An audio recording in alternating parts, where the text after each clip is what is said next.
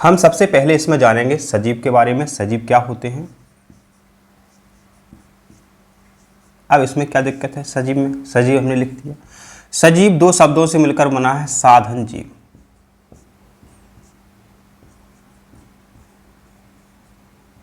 अब यहां तक आपको मेरे बच्चों कोई दिक्कत नहीं होनी चाहिए। सा का मतलब है मेरे बच्चों संरचना। सा का मतलब क्या है? संरचना। और सा का मतलब है सुसंगठित, जिसको हम संगठित कह सकते हैं या सुसंगठित कह सकते हैं। माने ऐसी संरचना जो संगठित हो या सुसंगठित हो, माने बहुत अच्छी हो। अब मेरे बच्चों यहां हम जीव के बारे में समझते हैं। तो मेरे बच्चों जा का मतलब होता है जन्म। जा का मतलब मेरे बच्चों क्या होता है? जन्म। और वा का मतलब होता है मेरे बच्चों वृद्धि। क्या मेरे बच्चों? वृद्धि। वृद्धि होती है तो बच्चे जब जन्म लेने के बाद उनमें वृद्धि होती है। वा का मतलब एक और समझ सकते हैं, बनना।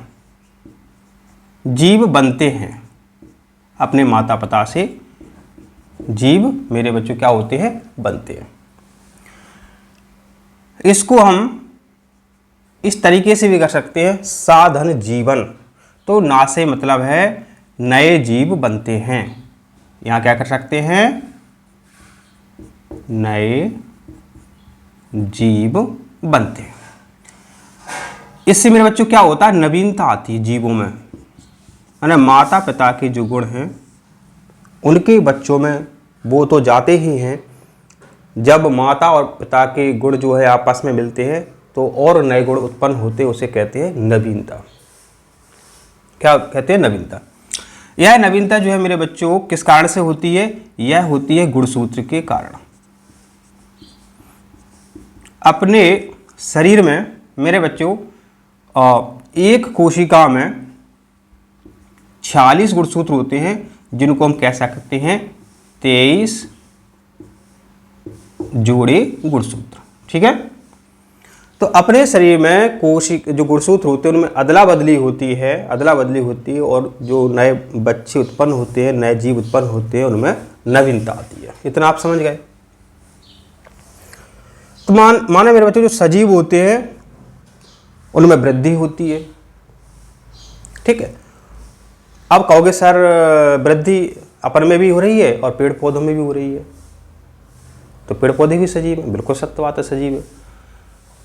अब आपके मन में विचार आ सकता है कि सर सजीव की और कोई अच्छी परिभाषा है कि स्पष्ट पहचान हो सके, क्योंकि कई सजीव ऐसे हैं वो आकार में नहीं बढ़ते हैं लेकिन वो सजीव हैं।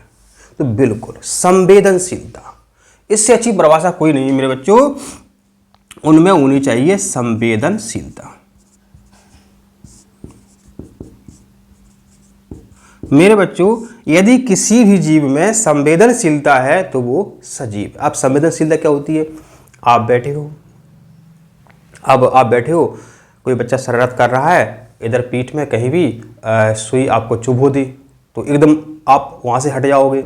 या कोई वस्तु आपके पास आ रही है आँख के पास, तो आँख आप बंद कर लोगे। ठीक है। तो इसे कहते हैं संवेदनशीलता। आप चल रहे हो, जा रहे हो, आपको आभास हो कि कहीं से कोई वस्तु आपकी ओर आ रही है तो आप तुरंत हट जाते हो। ये क्या है? संवेदनशीलता।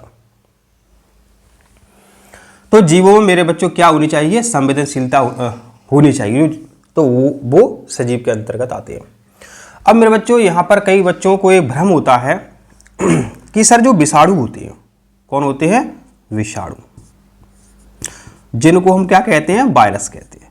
तो सर जो विषाणु हैं क्या ये सजीव हैं या निर्जीव हैं? तो मेरे बच्चों जो विषाणु हैं यह सजीव और निर्जीव के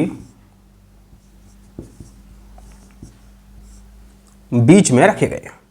माने विषाणु को सजीव भी माना गया है, विषाणुओं को निर्जीव भी माना गया। ठीक है। तो सा का मतलब मेरे बच्चों क्या है? ये सजीव भी है और यह है निर्जीव भी।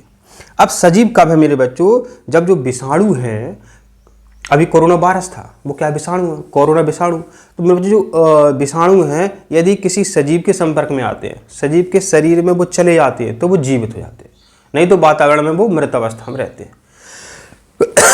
माने विषाणु, कोई भी वायरस हो, कोई भी विषाणु यदि सजीव के संपर्क में आता है तो वो जीवित हो जाता है। यदि किसी के संपर्क में नहीं आता है, किसी जीवित के संपर्क में विषाणु नहीं आता है, तो वो मेरे बच्चों वो निर्जीव ही होता है। अब विषाणु जो मेरे बच्चों किससे बने होते हैं? जैसा कि नाम से स्पष्ट है, विषाणु, विष धन अणु। ऐसा आपको मेरे बच्चों आज तक किसी ने नहीं बताया होगा। तो मेरे बच्चों जो वायरस होते हैं ये क्या होते हैं? ये विष के अणु होते हैं। क्या होते हैं? विष के अणु होते हैं। अब आपके मन में एक विचार आ रहा होगा कि हमने सर सुना है कहीं कि अणु आपने सुना है, बिल्कुल कई बार नहीं हजारों बार आपने सुना होगा मेरे बच्चों कि अणु भी कुछ होते हैं। तो मेरे बच्चों जो अणु हैं इनमें होती है गतिशीलता। अपने शरीर के अंदर बहुत सारे अणु हैं जो गतिशील रहते हैं, चलते रहते हैं, अपने रक्त के द्वारा संचार वो करते रहते हैं। रक्त घूमता रहता है तो अणु भी घूमते रहते हैं। इसी कारण मेरे बच्चों गतिशीलता के कारण ही अपने अंदर जीवन है।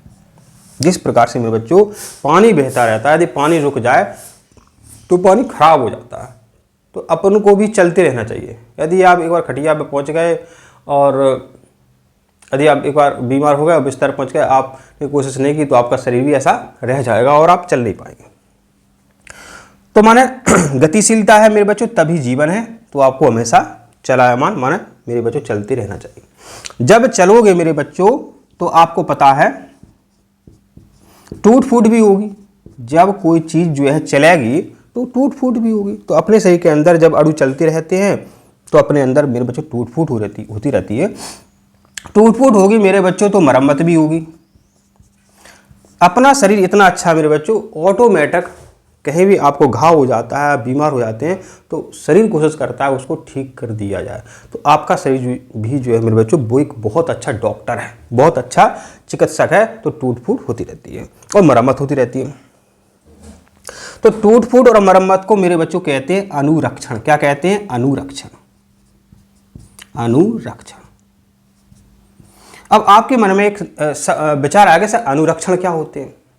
तो वे सभी प्रक्रम जो अनुरक्षण का काम करते हैं, वे सभी प्रक्रियाएं, वे सभी प्रोसेस जो अनुरक्षण का काम करती हैं। बहुत सारी अपने अंदर क्रियाएं होती हैं, अभी देखेंगे आप, श्वसन है, बहुत सारी क्रिया होती हैं अपने शरीर के अंदर। तो वे सभी प्रक्रम जो अपने शरीर में अनुरक्षण का काम करते हैं उन्हें हम क्या कहते हैं? जैव प्रक्रम कहते हैं। पेपर में प्रश्न आता रहता है। वे सभी प्रक्रम जो हमारे शरीर में अनुरक्षण का काम करते हैं, टूट फूट की मरम्मत का काम करते हैं, टूट फूट हो जाए तो शरीर की मरम्मत का काम करते हैं, उन्हें हम कहते हैं मेरे बच्चों जैव प्रक्रम। अब अपने शरीर के अंदर मेरे बच्चों जो जैव प्रक्रम है, क्या अपने अंदर जो जैव प्रक्रम है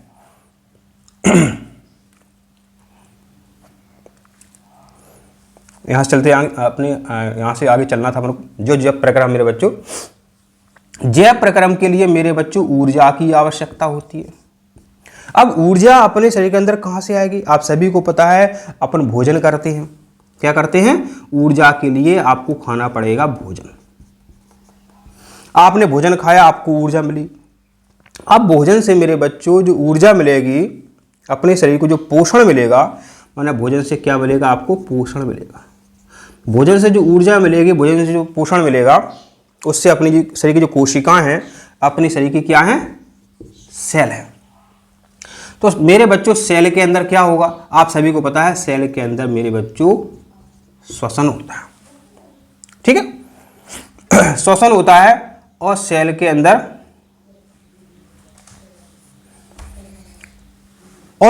अन्य क्रियाएं भी होती हैं।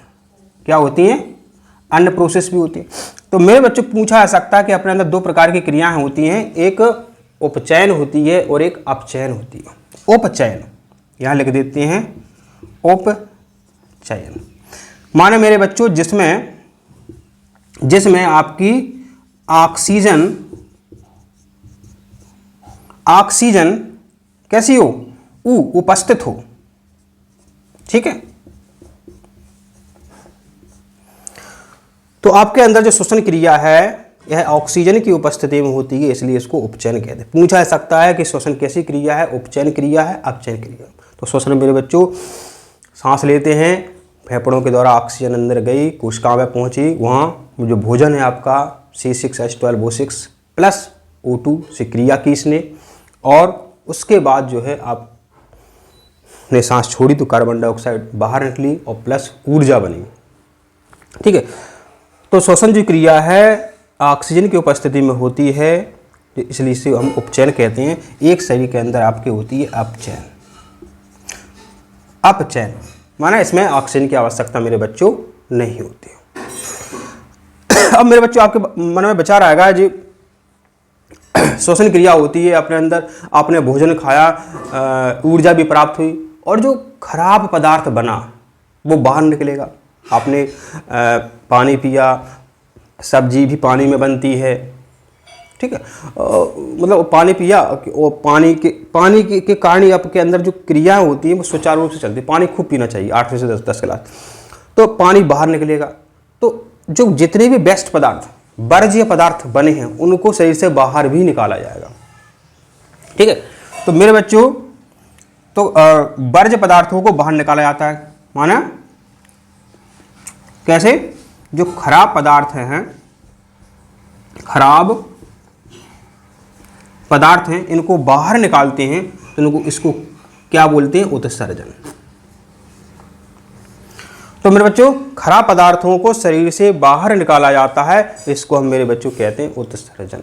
अपने शरीर में बहुत सारे उत्सर्जी अंग हैं, जैसे कि हम बात कर लेते हैं किडनी है, खून की सफाई करता है, खून जाता है बहते बहते रक्त परिसंचरण के द्वारा, तो खराब पदार्थों को और पानी को, अतिरिक्त पानी को वो बाहर निकालता रहता है। अपनी त्वचा है, भी उत्सर्जन काम करती है। पसीने के रूप में नमक आदि पदार्थों को त्वचा बाहर निकालती है, ये भी उत्सर्जन का काम करती है त्वचा। अपने फेफड़े हैं, ये भी उत्सर्जन का काम करते हैं। खराब गैस होती है कार्बन डाइऑक्साइड, उसको फेफड़े बाहर निकाला है, तो ये क्या है? उत्सर्जन है। शरीर से खराब पदार्थों को बाहर निकालने की प्रक्रिया उत्सर्जन कहलाती है। प्रमुख उत्सर्जी अंग कौन है? त्वचा, किडनी, फेफड़े। ठीक है, अब ये अंग हैं, तो अंग कैसे बने हैं और कौन से अंग के अंदर कौन से अंग हैं जो उत्सर्जन का काम कर रहे हैं, वो भी पूछते हैं। जैसे कि किडनी है, किडनी में नेफ्रॉन होते हैं, वो उत्सर्जन का काम करते हैं। किडनी, नी से नेफ्रॉन। फेफड़े हवा बाहर निकालते हैं, मतलब एयर बाहर निकालते हैं, CO2 एयर बाहर निकालते हैं। तो फेफड़े की उत्सर्जी इकाई है या फेफड़े की इकाई है एल्वियोलाई। तो इससे अपन याद रख सकते हैं। तो मेरे बच्चों, इस तरीके से आपको बेहतर तरीके से समझाते हैं तो आपको याद हो जाता है। अब हम समझते हैं। अच्छा मेरे बच्चों, जो भोजन है अपना, ये कैसे बना होता है? भोजन अपना कार्बन से बना होता है, आप सभी को पता है। पहले अभी अपन ने समझा कि अपने शरीर को ऊर्जा की आवश्यकता पड़ती है, उसके लिए हम भोजन खाते हैं। नवीनता का मतलब मेरे बच्चों जो है, अपने शरीर के अंदर बहुत सारी सेल है। ठीक, आप सभी को पता है अपने शरीर के अंदर कोशिका होती है, हजारों नई कोशिका बनती है, हजारों नई नवीन कोशिकाएं उत्पन्न होती हैं, हजारों मरती हैं और लाखों मरती हैं, लाखों उत्पन्न होती हैं। जैसे RBC है, WBC है, प्लेटलेट्स है। तो मेरे बच्चों, इन सभी सेल्स के लिए ऊर्जा की आवश्यकता होती है, जिसको हम किससे पूरा करते हैं? भोजन से पूरा करते हैं। अब जो ऊर्जा है मेरे बच्चों, तो अब इस ऊर्जा को प्राप्त करने के लिए हम सभी को कई प्रकार के भोज्य पदार्थ खाने होते हैं। ठीक है, जैसे कि हम बात कर लेते हैं, अपने भोजन में कार्बोहाइड्रेट होना चाहिए। अब कार्बोहाइड्रेट खाओगे तो ऊर्जा कहाँ से मिलेगी? इसके अलावा मेरे बच्चों, प्रोटीन भी अपन को खाना चाहिए, दालें वगैरह। इसके अलावा मेरे बच्चों, हम सभी को विटामिन का सेवन भी करना चाहिए। ठीक है, तो मेरे बच्चों, कार्बोहाइड्रेट, प्रोटीन, विटामिन, और मेरे बच्चों आप सभी को इसके अलावा वसा, ये कुछ इंपॉर्टेंट हैं पदार्थ जिन्हें आपको अपने भोजन में शामिल कर लेने चाहिए। वसा कहाँ से प्राप्त होगी? घी से प्राप्त होती है। विटामिन पता ही है, पपीता खाइए। प्रोटीन का मेरे बच्चों आपको पता ही है, दालें खाइए। कार्बोहाइड्रेट का मतलब है चावल खाओ, रोटी खाओ। ठीक है, तो यहाँ मेरे बच्चों आपको क्या सीखना चाहिए, हम क्या बताना चाहते हैं कि जो भोजन है, भोजन से ऊर्जा प्राप्त हुई और जो खराब पदार्थ निकला तो उसको हम क्या कहेंगे, उसको हम कहेंगे उत्सर्जन। उत्सर्जन के कई सारे अपने शरीर में अंग हैं मेरे बच्चों। एक है आपकी देखिए किडनी। तो किडनी की जो नेफ्रॉन है, क्या है, नेफ्रॉन है, ये इसमें किडनी में उत्सर्जन का काम करती है और रक्त को ये साफ करती है, रक्त का फिल्ट्रेशन करती है। क्या, ये सफाई का काम करती है। ये आपको याद कर लेना चाहिए। किडनी क्या करती है, रक्त की सफाई का काम करती है।